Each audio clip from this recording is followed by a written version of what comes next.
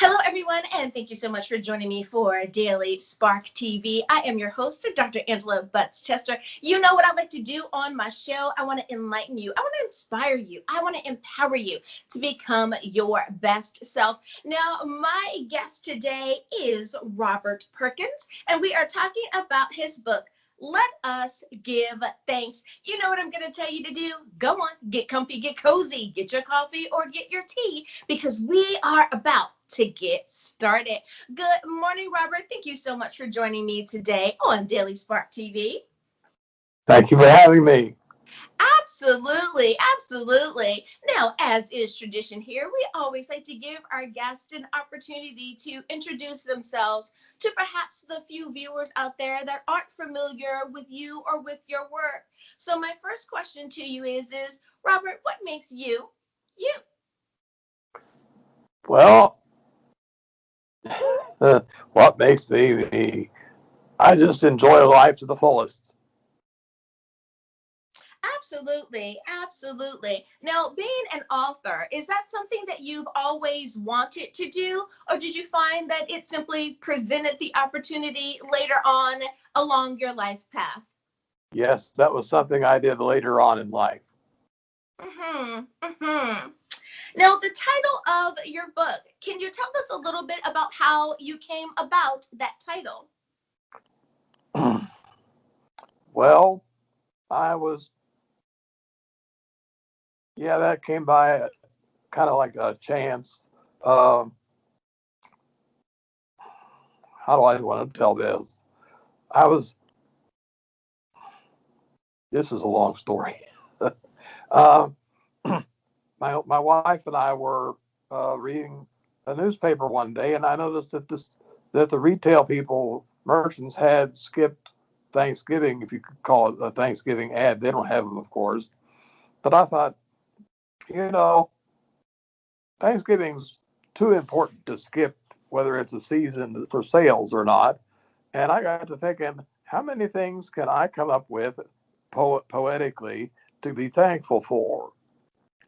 So for the next month, for the next 30 days, I came up with 41 reasons to be thankful for. Thankful. And I wasn't trying to come up with a book at the time either. So by the time that month was up, I put down my project and I came back to it, and I called a publisher and I said, "How many poems do I need to make a book?" They said, "Oh, well, at least 80 or 100." I said, 80 or 100? I don't have anywhere near that. I'll let you know when I do. So when I did come to that 80 or 90, I contacted them again, and that's how uh, Let Us Give Thanks was born. I like it. I like it. Well, it is such a title that reminds us, and I know that you mentioned it to me before, that your inspiration is to remind people to be thankful year round, not just for Thanksgiving. And Right. you are right. Even scripture tells us and reminds us that we should give thanks in all things. So that is a great reminder for everyone. I love that. I love that. Now, when you were in the writing process, did you find that you simply got your thought out of your head, or did you have a particular time that you really felt inspired to write, understanding that you weren't writing for a book's sake, but that you were simply just getting your thoughts down? How did you go about the actual writing? Oh, how did I go about the writing? I usually just,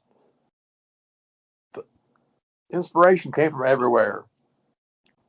I mean, I thought about uh, children, our families, fire, the fire department, the police department, our military. I mean, inspiration came from everywhere. Yeah. Yeah, I have to agree with you on that. And for so many of the things that we experience just in our day-to-day lives, we forget to stop and say thank you. You know, if you've ever called for an ambulance or you needed the fire department or any type of first responder, even, the police, you didn't have to worry about, do I have the copay, or am I going to be billed for this? But instead, you were simply able to call that person and they arrived, or call that department and they arrived. That is definitely a reason to give thanks. You are so right about that. And Now, doctors, nurses. absolutely, absolutely. I am the type of person where I try to be appreciative of the majority of the things that come into my life. I admit, I'm sure there's some things that I miss because I'm human, right? But I try to stop and give thanks when it's a beautiful day outside. I stop and I literally try to go like, today is beautiful. Thanks God for a beautiful day. So you're right. We could just stop and be thankful for those little things as well. I think right now that we're dealing with COVID, this is a great time since we had to slow down to call those people, to get in touch with people and say, I'm so glad I can talk to you. Considering so many of our fellow citizens have passed away, we really should be thankful right now. You're definitely onto something. Now, speaking of being thankful and understanding how to be thankful, for someone who picks up a copy of your book, how do you suggest that they read it? Should they read it cover to cover and try to consume it all? Or do you suggest that they read it more like a devotional and take it day by day? Just however they feel led. I mean, Hmm. from the front to the back, or they can just read it a page at a time. Hmm. Hmm. I like that they can control how they take it all in depending on what they need. I like it. I like it. Now, is your book appropriate for our younger people? Would you say that high schoolers would be able to understand and receive properly the message that you're sharing in your book as well? Or would it be older than college students? Oh, I think it's for anybody. Hmm. Good, good, good, good. And again, I think now, especially with so many people still having to um, be at home even for school, when there's a project or there's a break or something that they need to do a book report for, why not use your book for that book report? They can be inspired and still fulfill a school requirement. So I think that's amazing. I love that. I love that.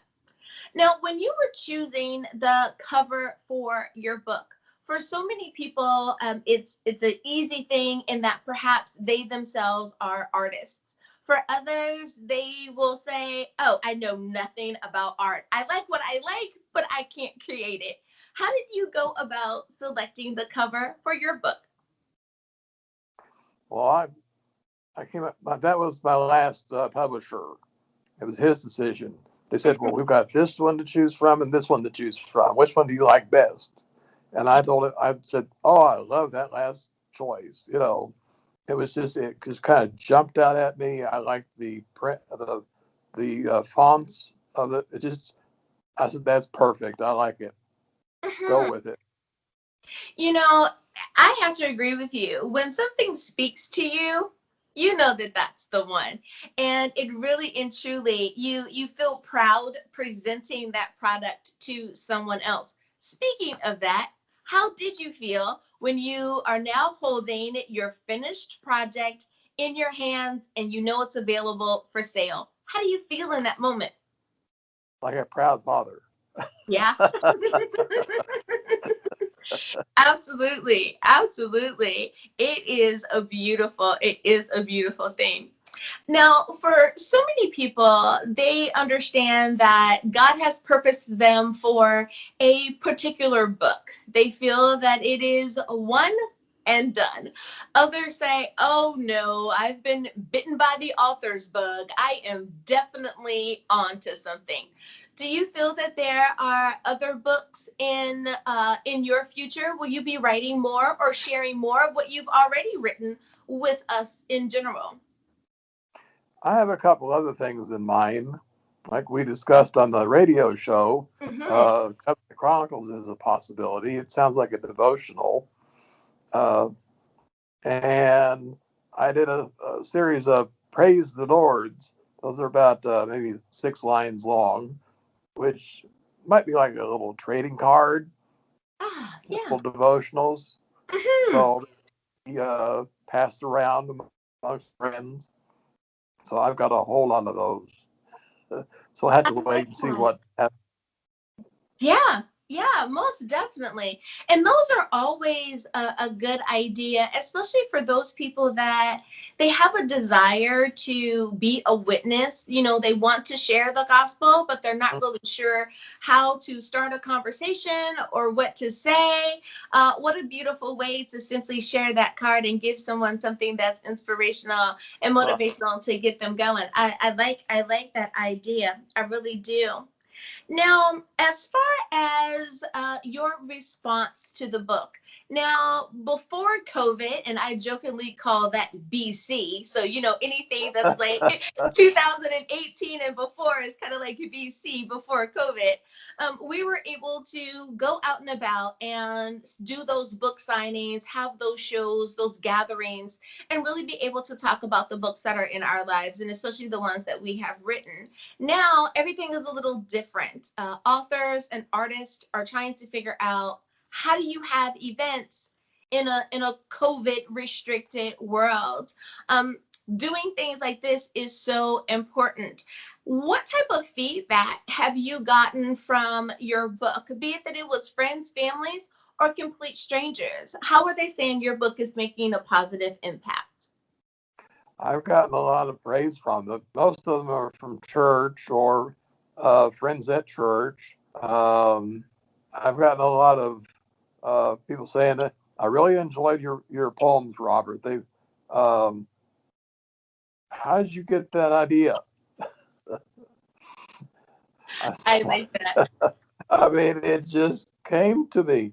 Uh, Poems are not always easy to write either. A lot of people think they are because they rhyme, but it's not. That rhyme is not easy to come up with No. sometimes. And it needs to make sense. Just because it That's rhymes. right. Just, just my sister used said once. She says, "Why can't you write any? Can't you write anything else?" I said, "No. Don't you want to?" I said, "Well, not that I don't want to, but I like the way I write."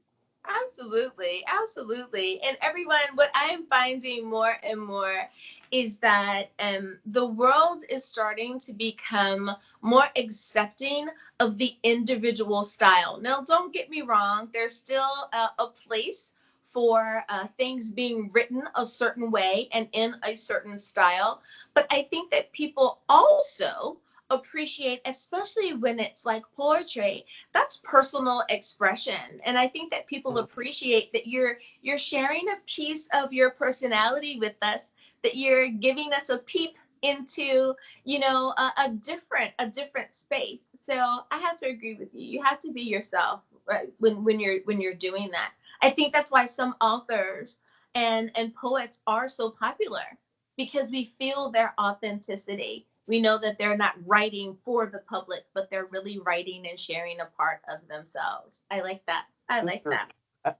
my sister actually said once. She said, "I'm beginning to think that it was kind of like a therapy for you." Ah. So she read something into it that what I hadn't paid attention to. So I'd have been therapy. Well, as a therapist, writing is one of the things that I suggest for many of my clients, and not a particular style, but just freestyle. It doesn't matter about the punctuation or if it's spelled correctly. No one's going to read it but you. But to get that thought out of your head and onto paper, and to free what I call that mental real estate, so that you can have room to process something else and to get those feelings out. And writing is therapy for a lot of people, be it that they're in professional therapy or it's just therapeutic for them. So I can definitely understand that.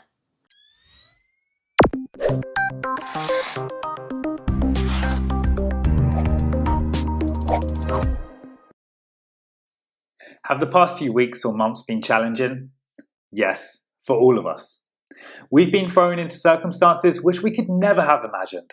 Loss of jobs, working from home, general uncertainty, all while dealing with COVID. It's causing us to be a little on edge. If you need someone to talk to, Dr. Angela Chester can help. Visit newlifepastoralcounseling.com to get started. We're in this together. Hi, do you have something to share? Be a guest. Want to sponsor an episode? Visit drangela.chester.com. Thanks again for watching Daily Spark TV. You could be spreading the coronavirus without realizing you have it, so do your part and stay home. It's important to limit in-person interaction with anyone outside of your immediate household, but phone and video chat are safe ways to connect. It's also important to limit social gatherings. If you need essential items like food and medicine, try using a delivery service. If you must leave your house for essential items, or if you want to take a walk for exercise, make sure to wear a cloth face covering. Stay at least 6 feet away from other people. Try not to frequently touch surfaces like light signals, street signs, or benches. And wash your hands with soap and water for at least 20 seconds as often as possible. This advice applies to people of any age, including teens and younger adults. It takes all of us to slow the spread of the coronavirus, so stay home unless absolutely necessary. Visit coronavirus.gov for the latest information.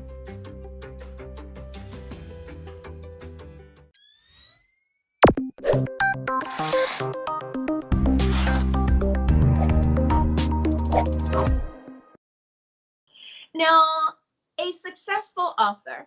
For so many of us, we assume that when we talk about someone being successful, that means that they live in a large home or drive a, imported fancy car, right? But when it comes to an author being successful, those things, though they may apply, that might not be their goal. For you, what do you feel is a successful author? How do you know when you've reached that certain benchmark? Oh, I haven't thought about that. I wasn't trying to be successful when I wrote the book. I just wanted to enjoy writing, Yeah. to share my feelings with others. I, as I said, I wasn't trying to get rich. Yeah. Yeah. I just wanted to share God's word or my feelings with others. And the blessings will come later. Absolutely. So many of the guests that I have on, that's the same way they feel, that it wasn't about what can I write that's going to make me millions, but more so, this is the book that the Lord placed on my heart. And I am being a good steward of that information and I'm sharing it with the world. And if it sells, 1 million copies or 10 copies, as long as it helps one person, that I feel that I've done what God has asked me to do. I definitely understand that. The same was true when I was writing my workbook. I wasn't putting it out there to sell books. I was really putting it out there to make it accessible for my clients that were out of state, to make it really easy for them to be able to get it, have it delivered to them, bound and ready to go. So I can definitely understand your thought process there. Now, when it comes to giving advice, there are so many people out there that are hoping to be an author, be it that it's this year or in the coming year. Do you have any bits of advice that you can share with them that would help them, continue to be inspired to keep moving forward, even if they get stuck, just to keep with the book? Be yourself. don't don't let others push you around. Just be Yeah. yourself. Pray a lot, and just write what you feel is natural. That is so important. That is so important. Absolutely. That's the And way I write poems. Just yeah, felt I yeah. wrote like natural. And I think people appreciate that authenticity. I think they really and truly do appreciate it when we are just ourselves, whatever that is, because we can't please everyone. Someone's going to say that your poems are too serious. Someone's going to say that they're too rhymey. Someone's going to say they're not rhymey enough. You just have to be yourself. I know that I've had people, do the same here. It's like, oh my goodness, talk to someone other than an author.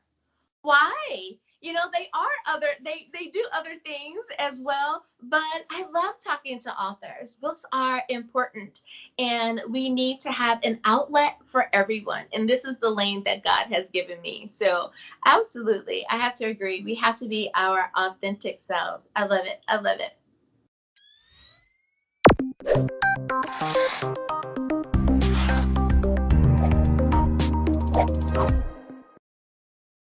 I wear a mask.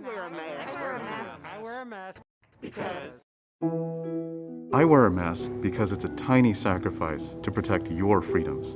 I wear a mask because I can help stop the spread of COVID-19 in my community.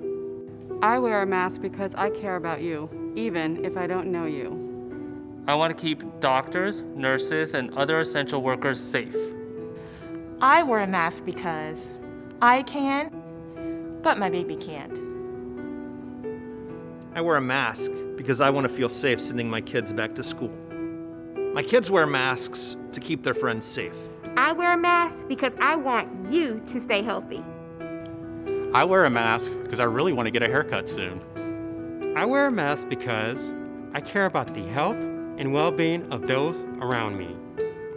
I wear a mask because I might not know that I'm sick. Yo uso una máscara para mi familia y la comunidad. I wear a mask because I want to keep others safe. I wear a mask because I want to protect everybody. I wear a mask because too many people who look like me are getting sick and dying from COVID-19. I've grown fond of seeing people smile with their eyes. It's a beautiful experience in these times. Do it for their futures. Even if you don't have to, I hope you choose to.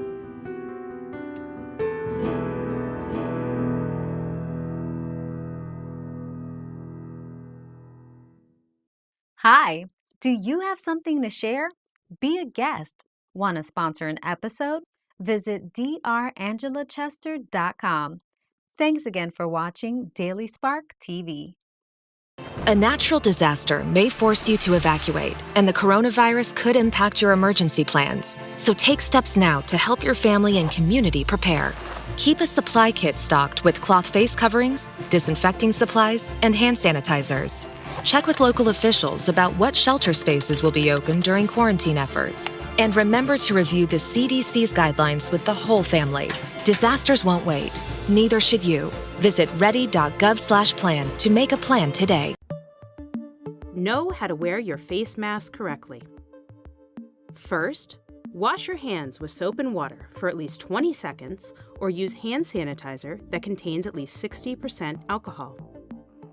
Put your face mask over your nose and mouth and secure it under your chin.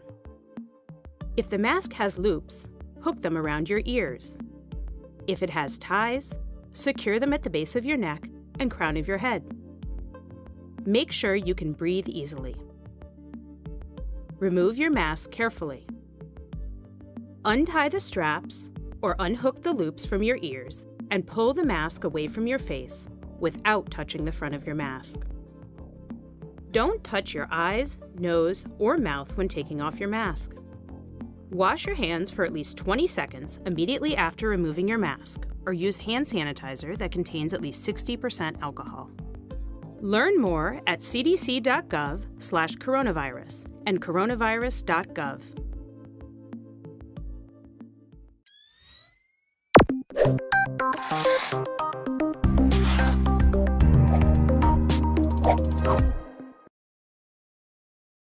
Now, as far as expectation is concerned for the process of getting your book out there, for someone who is trying to decide on whether they should go with a publishing house or being self-published, they don't know which way to go.